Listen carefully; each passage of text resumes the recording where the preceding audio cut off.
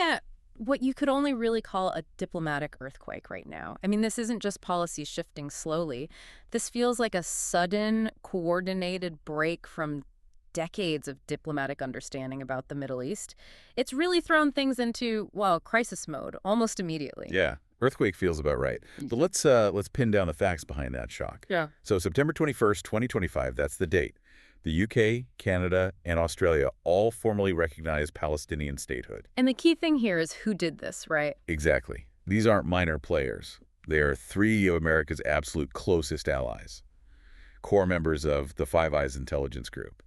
And it's the first time major G7 nations have done this, certainly in this coordinated way. The timing seems incredibly deliberate, too. It definitely deepens Benjamin Netanyahu's international isolation, doesn't it? Hugely. And it Yeah. comes right before the UN General Assembly this week, which now looks set to become a stage where even more countries might follow suit. It potentially leaves Israel and maybe the current U.S. administration looking pretty isolated on this specific issue. So let's unpack the coordination. This wasn't just a coincidence. Not at all. It seems very strategic. Canadian PM Mark Carney actually called it a coordinated international effort. The stated goal being to revive the idea of a two-state solution, which has been, let's be honest, pretty dormant. Acting together gives it much more weight. Right, and the UK's involvement, that carries so much historical baggage, you know? It really does. If you want to grasp the significance, you kind of have to look back. Britain was the colonial power there, the British Mandate, 1917 to 48, and they issued the Balfour Declaration in 1917, which, you know, arguably set the stage for Israel's creation by supporting a Jewish national home in Palestine. And knowing that history makes the statement from the current British Prime Minister, Keir Starmer, even more potent, he seemed to acknowledge that weight. He said, today, to revive the hope of peace for the Palestinians and Israelis and a two-state solution, the United Kingdom formally recognizes the state of Palestine. And it wasn't just talk. They acted immediately. Instantly. The UK Foreign Office updated its official website, changed the designation from occupied Palestinian territories straight to Palestine. Wow. That's policy changing right there, in public, in real time. We have to talk about the timing, though, especially coming after the October 7th attack. The criticism was immediate that this rewards terror. How did Starmer address that? Yeah, he tackled that head on. He seemed prepared for it. He argued that their push for a state is, and this is his framing, the exact opposite of their hateful vision, meaning Hamas. He said, because it means Hamas can have no future, no role in government, no role in security. So he's positioning recognition as a way to undermine Hamas, not endorse them? Precisely. The argument is that establishing a legitimate Palestinian state is actually a strategic move against extremists like Hamas by offering a viable political alternative. Okay, that's a really important distinction for listeners to grasp. It's framed as a tool, not a concession. Exactly. Statehood as the path to peace? Maybe. Not the final reward after peace is achieved. Okay, so let's pivot. The reaction from Israel, predictably strong. Oh, absolutely. Swift, very uncompromising. Prime Minister Netanyahu put out a statement almost immediately. What was the core message? Defiance. He said, I have a clear message to those leaders recognizing a Palestinian state after the horrific massacre of October 7th. You are giving a massive prize to terror. That framing, prize to terror, is clearly aimed at his base and supporters in the U.S. But he went further than rhetoric, didn't he? There was that really definitive line about the future. Yes, the line that really closes the door. He stated, a Palestinian state will not be established west of the Jordan River. Which is basically saying never under his watch. It completely rules out the traditional two-state model. Pretty much. It's a non-negotiable stance. And it sets up this huge clash. He also promised a strong response, retaliation even. But not immediately. Interestingly, no. He said it would come after his meeting with President Trump, scheduled for September 29th. So that date becomes a real flashpoint to watch. Definitely. It's like a ticking clock now for potential Israeli action. And the pressure isn't just from Netanyahu. The far right in his government is pushing even harder. Right. Minister Itamar Ben-Gvir jumped in immediately. He didn't just reject recognition. He called for, quote, immediate application of sovereignty over the West Bank. Which is just straight up annexation talk. Exactly, annexation, which would physically destroy any possibilities of a contiguous Palestinian state there. And the official diplomatic line from Israel mirrored Netanyahu's stance. Foreign Minister Gideon Sa'ar called the recognition infuriating and immoral. He explicitly linked it to being an encouragement of terrorism. So the message from the Israeli government is unified. absolute rejection, setting the stage for a major confrontation with these Western allies. This really does create a diplomatic crisis for the U.S., doesn't it? I mean, the UK, Canada, Australia. These are America's closest partners, Five Eyes members. It's a huge challenge for Washington. These nations breaking ranks on such a core piece of Middle East policy. It's significant. And it puts President Trump in a difficult spot.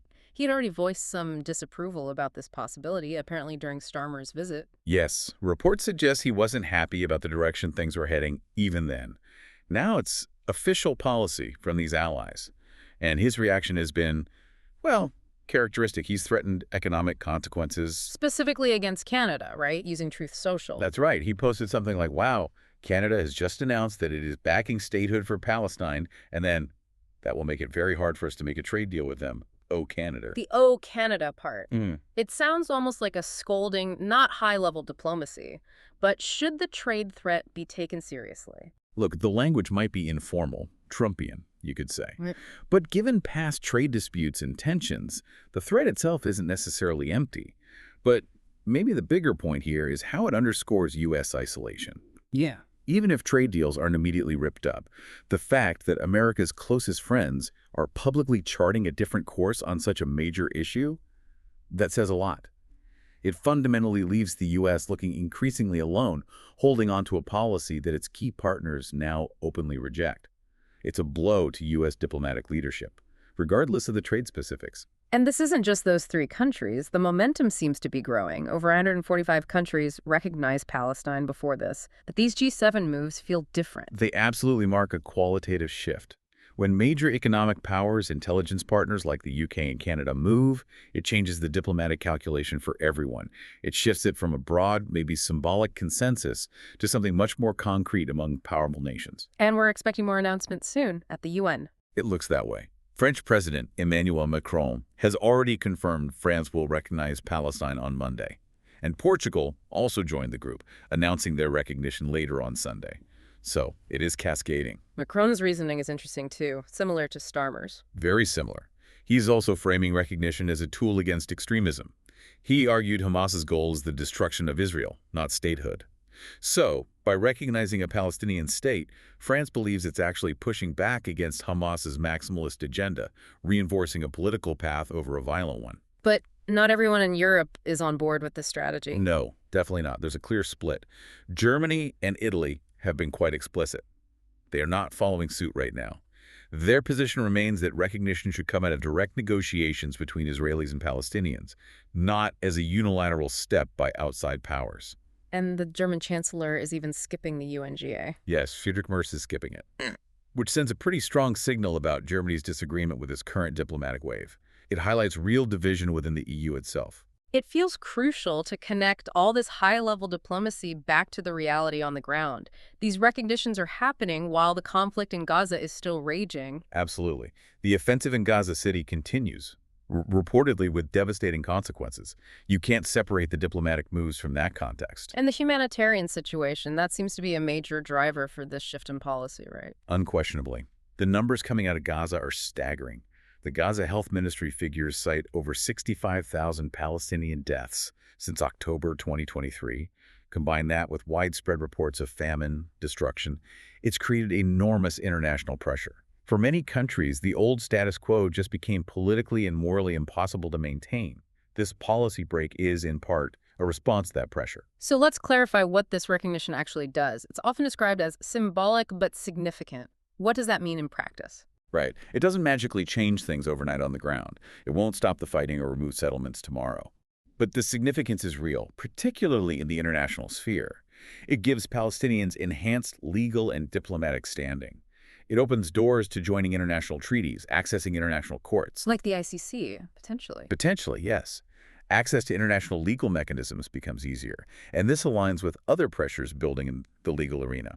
There was that independent UN commission recently, which concluded Israel is committing genocide findings. Israel strongly rejects, of course. But that legal opinion, combined with these diplomatic recognitions, creates a powerful political current, especially among nations that prioritize international law. Okay, so let's try to synthesize this for everyone listening. We've got this huge wave of international recognition, now including key G7 members, pushing for Palestinian statehood. That's like 145 plus countries now. And that's crashing directly against Netanyahu's absolute rejection, his never promise, which seems to be backed, for now, by an increasingly isolated U.S. administration under Trump. That's the core clash. And the immediate thing to watch is that September 29th meeting between Netanyahu and Trump.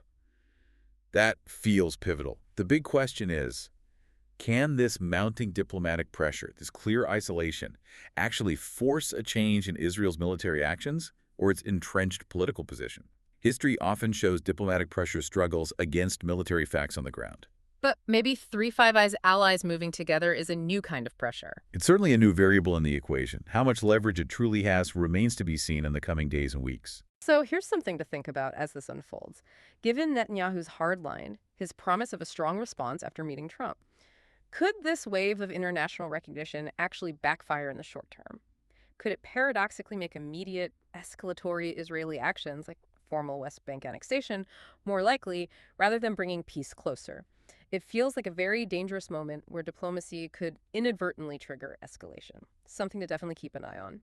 Thanks for joining us as we unpacked all of that. If you found this analysis useful, please do take a second to hit like and subscribe if you're watching on YouTube. Or just click follow if you're listening over on Spotify. We really do appreciate your support.